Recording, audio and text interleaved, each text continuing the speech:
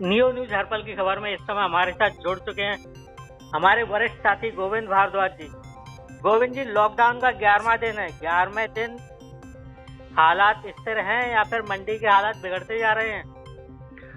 धीरे धीरे मैं आपको बता दूं कि लॉकडाउन का 11वां दिन है, लेकिन जिस तरीके से प्रशासन पूरी मुस्तैदी बरत रहा है, लेकिन अगर हम बात करें जो निर्धारित समय है सुबह का लोगों को आवश्यक सामान खरीदने का, उसमें भी लोगों की चहल पहल दिखती है। यानी कि कुछ लोग अनावश्यक दुकानों के सामने खड़े हुए नजर आते हैं या गली में खड़े हुए नजर आते हैं, तो ये नहीं होना चाहिए।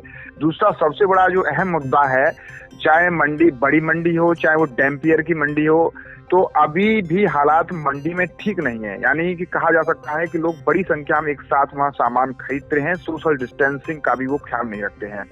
अगर हम बात करें सब्जी मंडी की, हाईवे स्थित जो बड़ी मंडी है, वहाँ पर आलम काफी भीड़ का बनता है, तो ऐसे में नगर मजिस्ट्रेट वहां जाके स्वयं पुलिस के सहयोग से वहां पर स्थिति को सामान्य करने में लगे हुए हैं। और लोग जो अनावश्यक लोग हैं, यानी कि जो थोक विक्रेता हैं, वही यानी एक आम नागरिक, आम लोगों को वहां मंडी से सब्जी खरीदने के लिए मना किया जा रहा है। वहाँ इसलिए कहा जा रहा है कि जो रिटेल वाले हैं, जो ढकेल वाले हैं, वो आपके घरों पर सब्जी पहुंचा रहे हैं, लेकिन वहां भीड़ मत लगाइए। तो पुलिस इस चीज को गंभीरता से ले रही है, लेकिन लोग मानने को तैयार नहीं है, अनावश्यक रूप से वहां पहुंच रहे हैं, जबकि ऐसा नहीं होना चाहिए।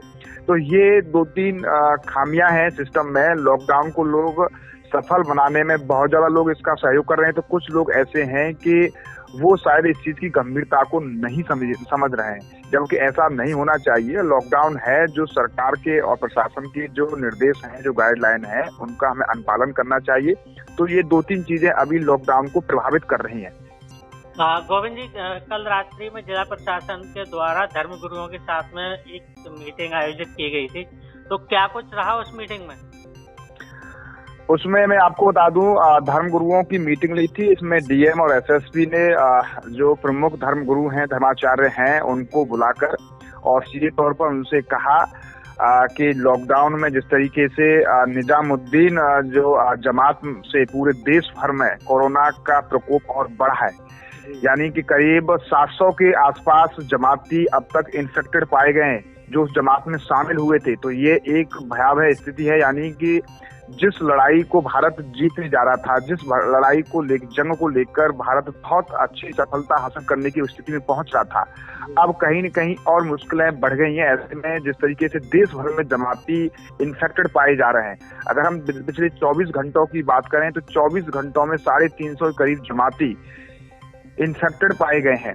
तो ये जो है एक बड़ा विषय है कि इस तरीके से अनदेखी की गई, वो लोग भी अवेयर नहीं है। तो ये बड़ा दुर्भाग्य है कि जहां पूरे विश्व के साथ देश भर में भी कोरोना वायरस के प्रकोप का खतरा बढ़ रहा था, सरकार बार बार लोगों को चेतावनी और आगाह कर रही थी कि सोशल डिस्टेंसिंग बनाएं, एक साथ कहीं भीड़ इकट्ठी ना करें। ये धारा 144 लागू है, कोई भी बड़े आयोजन ना करें, धार्मिक आयोजन ना करें। उसके बावजूद भी वहां एकत्रित हुई और उसका परिणाम ये रहा कि आज देश भर में ज्यादातर राज्यों में जमाती इन्फेक्टेड हैं। अभी जांच जारी है।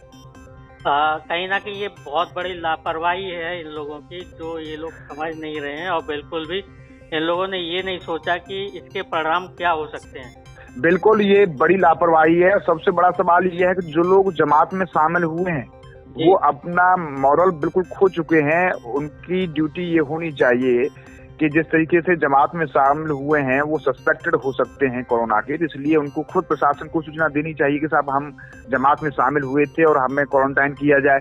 लेकिन पुलिस प्रशासन अब उनको खोज रहा है, खुद वो दुख रहे हैं। यानी कि ये देखिए कितनी बड़ी विडंबना है कि जो लोग जमात में शामिल हुए हैं, संक्रमण का पूरा अंदेशा है, प्रशासन उनको खोज रहा है, वो दुखे घूम रहे हैं, यानी कि प्रशासन से नजर बचा रहे हैं, जबकि ऐसा नहीं होना चाहिए।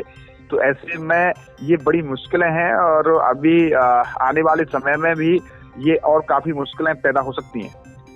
गोविंद जी, कैबिनेट सचिव ने जैसे कि साफ किया था कि 14 अप्रैल के बाद में लॉकडाउन आगे रखने की कोई योजना नहीं है, और इसी को लेकर सीएम योगी ने भी अपने अधिकारियों के साथ में मीटिंग की और उन्होंने भी ये कहा गया है कि अधिकारियों को ये कहा है कि वो लॉकडाउन को चरणबद्ध तरीके से खत्म करने के लिए योजना बनाए। तो इसके बारे में क्या कहेंगे आप? बिल्कुल, मैं आपको बता दूं कि 21 दिन का लॉकडाउन सरकार ने घोषित किया था। अब सरकार ने बीच में भी ये एक इंडिकेशन दिया था कि सरकार की लॉकडाउन को आगे बढ़ाने की कोई मंशा नहीं है। तो ये स्पष्ट कर दिया है कि लॉकडाउन को आगे बढ़ाने की अभी कोई मंशा नहीं है।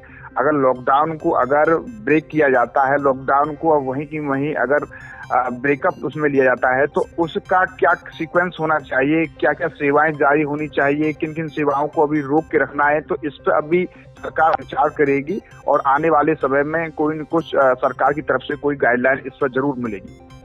तो कहीं ना कहीं ये माना जा सकता है कि लॉकडाउन जो है वो 14 अप्रैल के बाद नहीं बढ़ाया जाएगा।